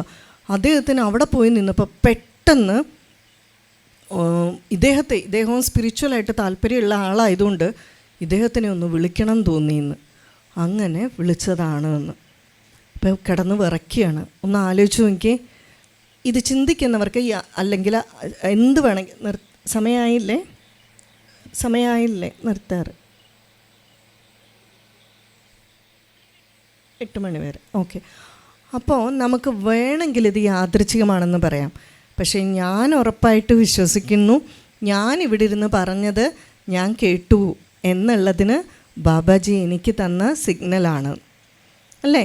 കാരണം എന്താണെന്ന് വെച്ചാൽ നമ്മൾ അങ്ങനെ ചിന്തിച്ചാൽ അതങ്ങനെ തന്നെയാണ്. ഇല്ലെങ്കിൽ കൃത്യനിമിഷം ഇങ്ങനെ വരണമെന്ന് ഞാൻ ചിന്തിക്കും. ഞാൻ ഓടിപ്പോയി പൂജാമുറിയിൽ മഹാവതാർ ബാബാജിയെ സ്മരിച്ച് നമസ്കരിച്ചു. അപ്പം ഞാൻ പറഞ്ഞു, എനിക്ക് സംശയമൊന്നുമില്ല, നീ പറഞ്ഞൊക്കെ നീ കേട്ടു എന്ന് എനിക്ക് സിഗ്നൽ തന്നതല്ലേ. ഞാൻ പറഞ്ഞു, സന്തോഷം, എനിക്ക് ഇത് മതി, തൃപ്തിയായി. കാരണം നമുക്ക് ആനന്ദമല്ലേ വേണ്ടത്. നമുക്ക് ആരെങ്കിലും ബോധിപ്പിക്കണോ? എനിക്ക് ആരെ പോയി ബോധിപ്പിച്ചിട്ടാ? നമ്മൾ എന്തും ചെയ്യുന്ന എന്തിനാണ്? ഈ ആനന്ദത്തിന് വേണ്ടിയിട്ടാണ് അല്ലേ. ചിലരെന്നോട് ചോദിക്കും, ഈ എപ്പോൾ നോക്കിയാൽ ഈ ആധ്യാത്മികതയും കൊണ്ട് നടക്കുന്നത്, എപ്പോൾ നോക്കിയാൽ ഈ അമ്പലം കൊണ്ട് നടക്കുന്നത്, ഈ പ്രായത്തിൽ ഇങ്ങനെ ഇത്ര മാത്രം വേണോ? ഇത് ഇച്ചിരി ഓവറല്ലേ എന്ന് ചോദിക്കും. ഞാൻ ചോദിക്കുന്നത്, എല്ലാവരും എന്തിനു വേണ്ടിയാണ് ജീവിക്കുന്നത്? സന്തോഷത്തിന് വേണ്ടിയിട്ടാണ്, ആനന്ദത്തിന് വേണ്ടിയിട്ടാണ്. അത് ഓരോരുത്തർക്കും ഓരോടത്തുനിന്ന് ലഭിക്കുന്നു. അവർക്ക് പട്ടായയിൽ പോയി കിട്ടുന്ന ആനന്ദമാണ് നമുക്ക് ചിലപ്പോൾ അമ്പലത്തിൽ പോയാൽ കിട്ടുന്ന ആനന്ദം. എല്ലാവരും ആനന്ദിക്കാനാണ്, പക്ഷേ അവർക്കത് മനസ്സിലാവുന്നില്ല അല്ലേ. ആത്യന്തികമായിട്ട് നമുക്ക് എവിടുന്ന് ആനന്ദം കിട്ടുമോ അത് ചെയ്യുക. പിന്നെ അടുത്ത അനുഭവം വന്ന് എങ്ങനെയാണെന്ന് വെച്ചാൽ, എനിക്ക് ഈ കൽക്കട്ട ബേലൂർ മഠത്തിൽ പോകണമെന്ന് വലിയ ആഗ്രഹം. അപ്പം ഞാൻ ഒരിക്കൽ ബേലൂർ മഠത്തിലേക്കൊരു യാത്ര എന്ന് പറയുന്നൊരു പുസ്തകമുണ്ട്, അത് കൈ കിട്ടി. അപ്പോൾ ഒരു ട്രെയിൻ യാത്രയിൽ അത് മുഴുവൻ വായിച്ച് തീർത്തു. അപ്പം ഇങ്ങനെ ഇതെപ്പോൾ പോകണം. എന്നിട്ട് ശ്രീരാമകൃഷ്ണ ആശ്രമത്തിൽ പോയിട്ട് ബേലൂർ മഠത്തിൻ്റെ കമാർപുക്കൂർ, ജയറാംവാടി, ഇതിൻ്റെ എല്ലാം ഉള്ള CD മേടിച്ചുകൊണ്ട് വന്ന് വീട്ടിൽ പണി നടക്കുമ്പോൾ ഇതിങ്ങനെ ഇട്ട് അതിങ്ങനെ പ്ലേ ചെയ്തുകൊണ്ടിരിക്കും. ഇടയ്ക്കിടയ്ക്ക് പോയി കാണും. ഇതെല്ലാം ഇങ്ങനെ വിഷ്വലൈസ് ചെയ്ത് ഞാനവിടെ ഇങ്ങനെ നടക്കുന്നൊക്കെ ആയിട്ട് കണ്ടുകൊണ്ടിരിക്കും. അപ്പോൾ അങ്ങനെ ഇരിക്കുന്ന ഒരു ദിവസം, അന്ന് വിവേകാനന്ദ സ്വാമിജിയുടെ 180ാം ജയന്തി വാർഷികങ്ങൾ ഭാരതം മുഴുവൻ സെലിബ്രേഷനാണ്. അപ്പോൾ ആ സമയത്ത് മാതൃഭൂമിയുടെ ഒരു സപ്ലിമെൻ്റ് മുഴുവൻ ഈ ശ്രീരാമകൃഷ്ണ ആശ്രമത്തിനെ പറ്റിയാണ്, ബേലൂർ മഠത്തിനെ പറ്റി, വിവേകാനന്ദ സ്വാമിജിയുടെ വലിയൊരു പടമൊക്കെ. അപ്പം ഞാൻ ഡൈനിങ് ടേബിളിൽ ഈ പേപ്പറൊക്കെ വിരിച്ചിട്ട് ഇങ്ങനെ വായിക്കുകയാണ്. അപ്പം ഞാനിതിങ്ങനെ വായിച്ചു അതിലങ്ങ് ഇൻവോൾവായിട്ട് അതിൽ ഗംഗയെ പറ്റിയും ഒക്കെ പറഞ്ഞുകൊണ്ടിരിക്കുമ്പോഴാണ് കുഞ്ഞ് എഴുന്നേറ്റ് വരുന്നത്. അപ്പോൾ എന്തോ എനിക്ക് തോന്നുന്നു 5-6 വയസ്സ് കാണും. അപ്പം ഞാൻ 6 കുറച്ചും കൂടെ ഒരു 8-10 വയസ്സൊക്കെ ആയി കാണും. അപ്പം ഞാൻ ഇവളെ പിടിച്ച് മടിയിലിരുത്തിയിട്ട് പറഞ്ഞു, കുട്ട ഇതാണ് കേട്ടോ ബേലൂർ മഠം. അമ്മ ഇടയ്ക്ക് പറയാറില്ലേ, അമ്മ TV ഇടാറില്ലേ, ദേ ബേലൂർ മഠം ഇതാണ്. ഇതിൻ്റെ ചുറ്റും ഇങ്ങനെ ഗംഗ ഒഴുകുന്നുണ്ട്. ഇവിടെയും മുതലക്കടവുണ്ട്. നമ്മൾ കാലടി പറയുന്ന പോലെ ഇവിടെയും മുതലക്കടവുണ്ട് അല്ലേ. ശാരദാദേവി ഇറങ്ങുമ്പോൾ കഥകൾ നിങ്ങൾക്കറിയായിരിക്കും. അപ്പം ഇതിന് ചുറ്റും ഗംഗയുണ്ട്. അപ്പം മോളി ചോദിച്ചു, ഗംഗ ഇവിടെ കാണുന്നില്ലോ. ഞാൻ പറഞ്ഞു, ഈ ഫോട്ടോയിൽ ബേലൂർ മഠത്തിൻ്റെ പടയുള്ളൂ, ഇതിൻ്റെ ചുറ്റും ഗംഗ ഒഴുകുന്നുണ്ട്. അപ്പോൾ അവിടെയും ഇങ്ങനെ രാവിലെ ആരതിയുണ്ട്, വൈകിട്ട് ആരതിയുണ്ട് എന്നൊക്കെ പറഞ്ഞുകൊണ്ടിരിക്കും. എൻ്റെ മൊബൈൽ ഡൈനിങ് ടേബിളിൽ ഇരിപ്പുണ്ട്.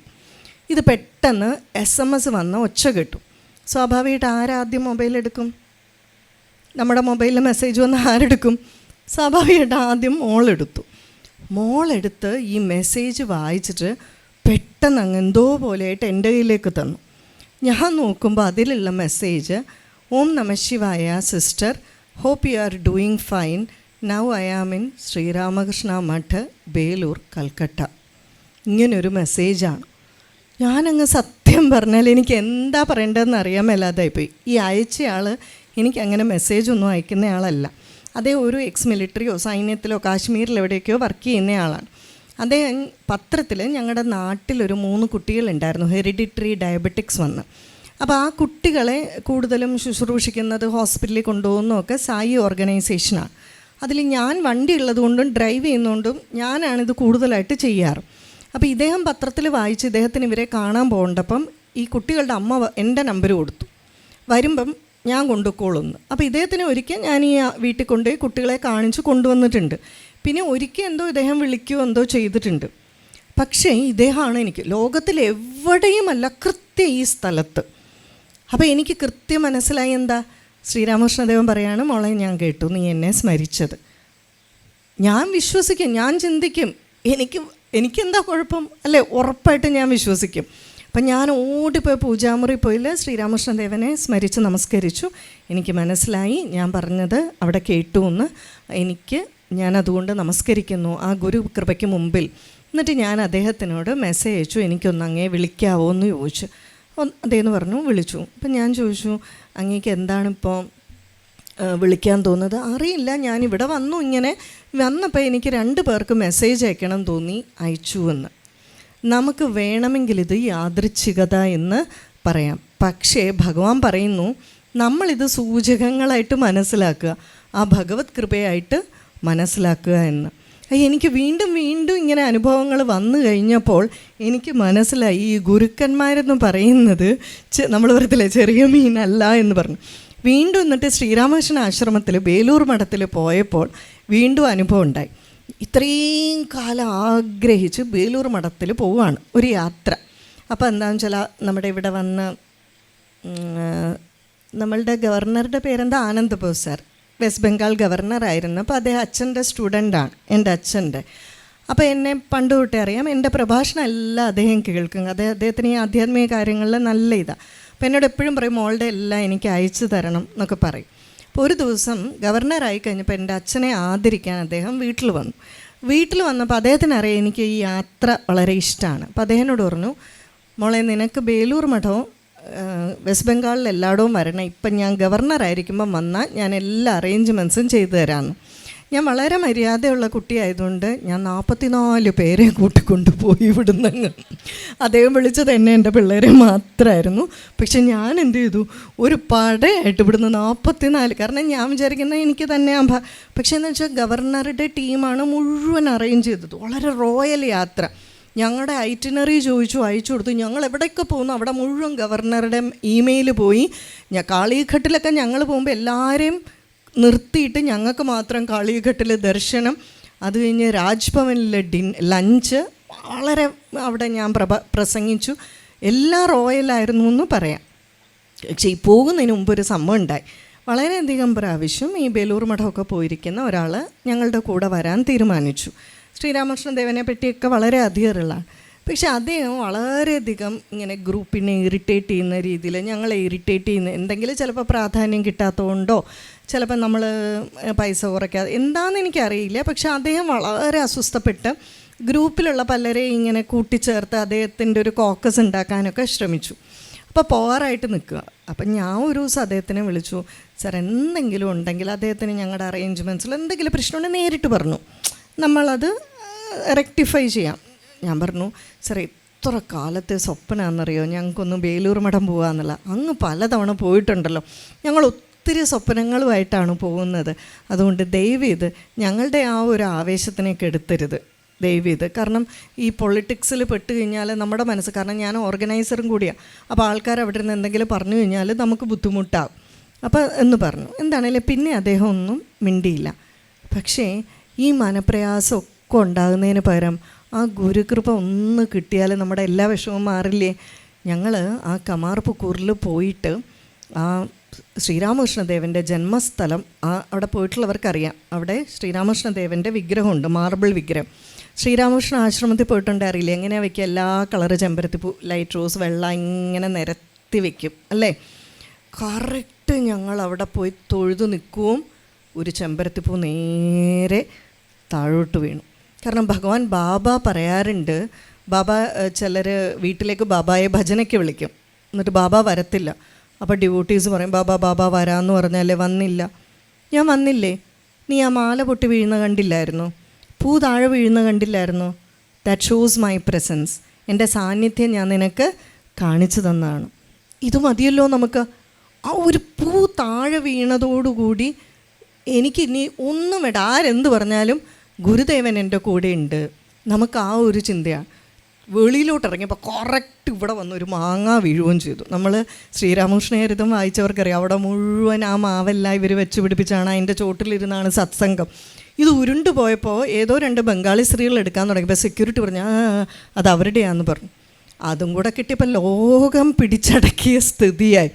പക്ഷേ എത്ര പേർക്ക് വേണമെങ്കിൽ ഇത് അന്ധവിശ്വാസമെന്ന് പറയാം, യാദൃച്ഛികത എന്ന് പറയാം അല്ലേ. പിന്നെ ഇങ്ങനെ ധാരാളം അനുഭവങ്ങൾ നമ്മൾ ശ്രദ്ധിച്ചാൽ നമുക്ക് ഉണ്ടാകുന്നതായിട്ട് കാണാം. പക്ഷേ ഈ ഗുരുകൃപ വിശ്വസിച്ചാൽ നമുക്കെപ്പോഴും നമ്മുടെ കൂടെ ഉണ്ടാകും. ഞാൻ വീണ്ടും പറയട്ടെ, ഞാൻ വലിയ കേമാണെന്ന്. സത്യം പറഞ്ഞാൽ നിങ്ങൾക്ക് ഇതിലും ചിലപ്പം 100 ഇരട്ടി ഉണ്ടാവും. എന്നെ ഇവിടെ പിടിച്ചിരുത്തിക്കൊണ്ട് ഞാൻ പറയും, നിങ്ങളെ ഇവിടെ പിടിച്ചിരുത്തിയാൽ നിങ്ങൾക്ക് ഇതിലും എത്രയോ അനുഭവങ്ങൾ പറയാൻ കാണും, എല്ലാവർക്കും കാണും. ചിലർ ചിലപ്പോൾ ഒബ്സർവ് ചെയ്ത് കാണില്ല, ചിലപ്പോൾ ശ്രദ്ധിച്ച് കാണില്ല അല്ലേ. പക്ഷേ നിമിത്തങ്ങളെ ശ്രദ്ധിക്കുക, സൂചനകളെ ശ്രദ്ധിക്കുക, ലക്ഷണങ്ങളെ ശ്രദ്ധിക്കുക. കാരണം അത് മുന്നോട്ട് പോകാനുള്ള കോൺഫിഡൻസ് തരും, that you are in the right track. ഒരൊറ്റ കാര്യം കൂടി പറഞ്ഞ് സമർപ്പിക്കാം. ഒരിക്കൽ ഇതുപോലെ പല കാര്യങ്ങളും മനസ്സിൽ ചിന്തിക്കുമ്പോൾ അത് കറക്റ്റ് സമയത്ത് മുന്നിൽ വന്ന് ചേരുമ്പോൾ എനിക്കൊരു സംശയം തോന്നി, ഇതെന്താ ഇങ്ങനെ. അപ്പം ഈ നമ്മൾ എന്തെങ്കിലും ഒരു പാട്ട് വേണം, അല്ലെങ്കിൽ ത്യാഗരാജസ്വാമികളുടെ പഞ്ചരത്ന കീർത്തനം. അപ്പോൾ അത് എനിക്ക് നെയ്വേലി സന്താനത്തിൻ്റെ വലിയ ഇഷ്ടമാണ്. അത് വേണമെന്ന് വിചാരിച്ചാൽ അത് എങ്ങനെയെങ്കിലും CD കയ്യിലെത്തും.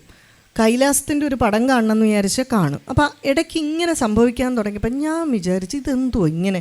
നിങ്ങൾക്കൊക്കെ പലപ്പോഴും നിങ്ങൾ പറയാറില്ലേ, അയ്യോ ഞാനൊന്ന് വിചാരിച്ചേ ഉള്ളൂ അതെൻ്റെ മുന്നിൽ എത്തിച്ചേർന്നു എന്നൊക്കെ. അപ്പോൾ എനിക്ക് സംശയം, ഇതെന്താ ഈ സംഭവം. അപ്പോൾ ഇപ്പോഴത്തെ അദ്ദേഹം എന്താ പൊസിഷൻ എന്ന് എനിക്കറിയില്ല, പോലീസിൽ DIG ആണ്, ശ്രീജിത്ത് IPS, അദ്ദേഹത്തെ അറിയില്ലേ. അപ്പോൾ അദ്ദേഹം എൻ്റെ കല്യാണം കഴിച്ച് ഞാൻ വരുമ്പോൾ എൻ്റെ ഹസ്ബൻഡിൻ്റെ ഫാമിലിയായിട്ട് വളരെ ക്ലോസ് ആണ്. കാരണം എൻ്റെ ഹസ്ബൻഡിൻ്റെ ചേച്ചിയുടെ ഭർത്താവിൻ്റെ അമ്മയാണ് അദ്ദേഹത്തിൻ്റെ കോളേജിൻ്റെ പ്രിൻസിപ്പൽ, മെൻഡർ, അങ്ങനെയൊക്കെ എന്തൊക്കെയോ. അപ്പോൾ അവർക്ക് നേരത്തെ ഇവർ തമ്മിൽ പരിചയമൊക്കെ ഉണ്ട്. അപ്പോൾ അദ്ദേഹം ഈ വളരെ ആധ്യാത്മിക കാര്യങ്ങൾ ഇപ്പോൾ പ്രഭാഷണങ്ങളൊക്കെ ധാരാളം നടത്താറുമൊക്കെ ഉണ്ട്. അപ്പോൾ ഒരു ദിവസം അദ്ദേഹം വീട്ടിൽ വന്നപ്പോൾ ഹസ്ബൻഡും ഒക്കെ ആയിട്ട് സംസാരിക്കുകയാണ്. അപ്പം ഞങ്ങൾ എന്തോ സംസാരിച്ചുകൊണ്ടിരുന്നപ്പോൾ കൂടുതൽ ആധ്യാത്മിക വിഷയങ്ങളാണ് ചർച്ച ചെയ്യുക. അപ്പോൾ എന്തോ പറഞ്ഞപ്പോൾ ഞാൻ ഈ ഒരു വിഷയം ഇങ്ങനെ പറഞ്ഞു. അപ്പോൾ അദ്ദേഹം പറഞ്ഞ മറുപടി എനിക്ക് വളരെയധികം ലോജിക്കായിട്ട് തോന്നി, വളരെയധികം സെൻസിബിളായിട്ട് തോന്നി. അപ്പോൾ അദ്ദേഹം പറഞ്ഞത് എന്താണെന്ന് വെച്ചാൽ, നമ്മളുടെ ജീവിതം ഒരു യാത്രയാണ്. ഇപ്പോൾ ഈ കോട്ടയത്ത് നിന്ന് ഞാനിപ്പോൾ ഏറ്റുമാനൂരിൽ നിന്ന് പാലക്കാടിനാണ് വരുന്നത്. ഈ ഏറ്റുമാനൂരിൽ നിന്ന് പാലക്കാടിന് വരാൻ ധാരാളം വഴികളുണ്ട്. ഗൂഗിളിലിട്ടാൽ പല വഴിയില്ലേ അല്ലേ, ധാരാളം വഴികളുണ്ട്. ഇതാണ് നമ്മുടെ ജീവിതം എന്ന് വെക്കുക. ഈ ഒരു ജീവിതത്തിൽ നമുക്ക് കിട്ടേണ്ട സാധനങ്ങളെല്ലാം ഫിക്സഡ് ആണ്, നേരത്തെ തീരുമാനിച്ച് വെച്ചിരിക്കുക. പക്ഷേ ഈ എല്ലാ വഴിയിലും നമ്മുടെ ജീവിതത്തിൽ കിട്ടേണ്ട എല്ലാ സാധനവും നിരത്തി വെച്ചിട്ടുണ്ട്. ഫോർ എക്സാമ്പിൾ, ഓർക്കാൻ എളുപ്പത്തിന് 100 സാധനമാണെന്ന് വിചാരിക്കുക. ഈ എല്ലാ വഴിയിലും ഈ 100 സാധനം വെച്ചിട്ടുണ്ട്. പക്ഷേ ശരിയായ ഷോർട്ടസ്റ്റ് റൂട്ടിൽ ഇതെങ്ങനെയായിരിക്കും? 100 സാധനം അടുത്തടുത്തായിരിക്കും. ലോങ്കസ്റ്റ് റൂട്ടിലോ, ദൂരെ കൂടുതലുള്ള റൂട്ടിൽ ഈ ഓരോ സാധനവും അകന്നായിരിക്കും ഇരിക്കുക. എന്താണേലും ഈ 100 സാധനവും ഈ ജീവിതത്തിൽ കിട്ടും. അപ്പം അദ്ദേഹം പറയുകയാണ്, വളരെ പെട്ടെന്ന് അടുപ്പിച്ചടുപ്പിച്ച് കിട്ടുന്നുണ്ടെങ്കിൽ you are going in the right track, shortest track, correct track. അതുകൊണ്ട് നിങ്ങൾക്കിത് വേഗം കിട്ടുന്നു. ഇറ്റ് മേക്ക് സെൻസ്, ശരിയല്ലേ? അപ്പോൾ എനിക്കത് വളരെ ലോജിക്കലായിട്ട് തോന്നി. പക്ഷേ ഇതുകൊണ്ട് നമുക്കെന്താണ് കിട്ടുന്നത്? നമുക്ക് ആത്മവിശ്വാസം വരുന്നു. ഭഗവാനെ നമുക്ക് ചിലപ്പോൾ തോന്നില്ലേ, ഞാൻ ഈ പ്രാർത്ഥിക്കുകയൊക്കെ ചെയ്യുന്നുണ്ട്, നമ്മൾ ഈ ശരിയായ ട്രാക്കിലൊക്കെ ആണോ പോകുന്നത്, ഇങ്ങനെയൊക്കെ ആണോ പ്രാർത്ഥിക്കേണ്ടത്, സ്തോത്രമൊക്കെ ചൊല്ലിയാൽ മതിയോ, വേദമൊക്കെ പഠിക്കണോ, ഇതൊക്കെ തോന്നില്ലേ? ഇതിനൊക്കെ സംശയങ്ങൾക്ക് ഈ നിമിത്തം, ലക്ഷണം ഗുരുക്കന്മാർ കൊണ്ടുതരും. അതുകൊണ്ട് നമ്മൾ എന്ത് ചെയ്യണം? പഞ്ചേന്ദ്രിയങ്ങളും ഉണർത്തി വെച്ചുകൊണ്ടിരിക്കുക. ഇതുപോലുള്ള നിമിത്തങ്ങൾ, ഇതുപോലുള്ള ലക്ഷണങ്ങൾ വരുമ്പോൾ അത് ഗുരുക്കന്മാർ തരുന്ന സൂചന, പ്രകൃതി തരുന്ന സൂചന. നമ്മളുടെ തരംഗങ്ങളെ അതുമായിട്ട് ട്യൂൺ ചെയ്യുക, റേഡിയോ സ്റ്റേഷൻ ട്യൂൺ ചെയ്യുന്നത് പോലെ ട്യൂൺ ചെയ്താൽ കൃത്യമായിട്ടുള്ള ഉത്തരങ്ങൾ നമുക്ക് കിട്ടും. കാരണം എന്താണ്? ഇതിനായിട്ടാണ് ഈ ഗുരുക്കന്മാർ, അവർക്ക് മോക്ഷം എടുത്ത് പോയാൽ പോരെ? ഈ ആദിശങ്കരാചാര്യരൊക്കെ പിന്നെ എന്തിനാ ശരീരം എടുത്ത് വരുന്നത്? പ്രാരബ്ധമുള്ളത് കൊണ്ടല്ല ശിക്ഷാഗുരു, ദീക്ഷാ ഗുരുക്കന്മാർ ശരീരമെടുക്കുന്നത്. നമ്മളൊക്കെ ശരീരം എടുക്കുന്നത് എന്തുകൊണ്ടാണ്? പ്രാരബ്ധമുള്ളത് കൊണ്ട്.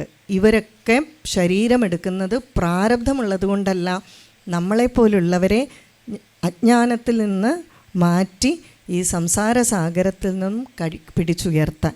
അതുകൊണ്ട് തന്നെ ആ ഗുരുക്കന്മാർ നമ്മളുടെ കൂടെ എപ്പോഴുമുണ്ട്, കൈപിടിച്ച് ഉയർത്താൻ. അതൊന്ന് നമ്മൾ മനസ്സിലാക്കുക, അവർ പറയുന്നതിനെ ഒന്ന് ഗൗനിക്കുക, ആ ലക്ഷണങ്ങളെ മനസ്സിലാക്കുക. അങ്ങനെയാണെങ്കിൽ അവർ നമ്മളെ കൈപിടിച്ച് കൊണ്ടുപോകും. അതിനായിട്ട് ആ ഗുരു പരമ്പര തന്നെ നമ്മളെ അനുഗ്രഹിക്കട്ടെ എന്ന് പ്രാർത്ഥിച്ചുകൊണ്ട് പറഞ്ഞ എല്ലാ വാക്കുകളും ആ ഗുരു പരമ്പരയുടെ പാദങ്ങളിൽ സമർപ്പിക്കുന്നു. കൃത്യം 8 മണി ഞാൻ സമർപ്പിച്ചിട്ടുണ്ട്. പറഞ്ഞ എല്ലാ വാക്കുകളും ഭഗവാന്റെ പാതാരവിന്ദങ്ങളിൽ സമർപ്പിക്കുന്നു. എന്നെ ക്ഷമയോടെ ശ്രവിച്ച എല്ലാ സജ്ജനങ്ങളുടെയും പാദങ്ങളിലും നിങ്ങളെല്ലാവരും ഈശ്വര സ്വരൂപികളാണ് എന്ന് കണ്ടുകൊണ്ട് നിങ്ങളുടെ പാദങ്ങളിലും മനസ്സാ നമസ്കരിക്കുന്നു. അതോടൊപ്പം എനിക്ക് ഈ പ്രഭാഷണത്തിനായിട്ട് ഞാനെപ്പോഴും പറയും, ഇത്രയും നേരം ഞാൻ എൻ്റെ വീട്ടുകാരെ പറ്റിയോ എൻ്റെ കുടുംബത്തിനെ പറ്റിയോ പിള്ളേരെ പറ്റിയോ ഒന്നും ഞാൻ ചിന്തിച്ചില്ല, ഭഗവാനെ പറ്റി മാത്രമാണ് ചിന്തിച്ചത്. അതിനായിട്ട് എനിക്കൊരവസരം തന്ന ഏറ്റവും പ്രിയപ്പെട്ട അനുജനും അനുജത്തിയും ശ്യാംജി, അതുപോലെ ശ്രുതി, അതുപോലെ ഇവിടുത്തെ എല്ലാ കുട്ടികളും, എല്ലാവർക്കും നന്ദി, നമസ്കാരം. അതോടൊപ്പം തന്നെ ഈ ആദിശങ്കര വിഗ്രഹം ഈ ഒരു പ്രചരണത്തിൽ ഭാഗഭാക്കാക്കാൻ കഴിഞ്ഞത് എൻ്റെ ജീവിതത്തിലെ ഏറ്റവും വലിയൊരു അനുഗ്രഹമാണ്.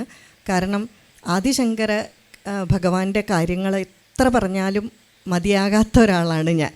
ചിന്തിച്ചാലും പറഞ്ഞാലും സ്തോത്രങ്ങൾ കേട്ടാലും ഒക്കെ മതി വരാത്ത ഒരാളാണ്. അപ്പം നിങ്ങളിന്ന് ഗംഗാ ആരതി ചൊല്ലി, ആദിശങ്കര ഭഗവത് പാദർ ഗംഗാസ്തോത്രം, ഗംഗാ ആരതിയൊക്കെ എത്രമാത്രം എഴുതിയിട്ടുണ്ട്. 2 തരത്തിലുള്ള ആരതിയുണ്ട്. ഒന്ന് നമ്മൾ ഹിമാലയത്തിലൊക്കെ ഈ ആശ്രമങ്ങളിൽ ചൊല്ലുന്നത്, അല്ലാത്തതുമൊക്കെ. അപ്പോൾ അദ്ദേഹം സ്തുതിക്കാത്ത നദികളും ഒന്നുമില്ല, യമുനാ സ്തോത്രമൊക്കെ. അപ്പോൾ ആ ആദിശങ്കര ഭഗവത് പാദരുടെ ആ വഴികളിലൂടെ നമുക്ക് സഞ്ചരിക്കാം. സാന്ദീപനി സാധനാലയത്തിനോടൊപ്പം എല്ലാവർക്കും നന്ദി, നമസ്കാരം. ജയ് ഹിന്ദ്, വന്ദേ മാതരം.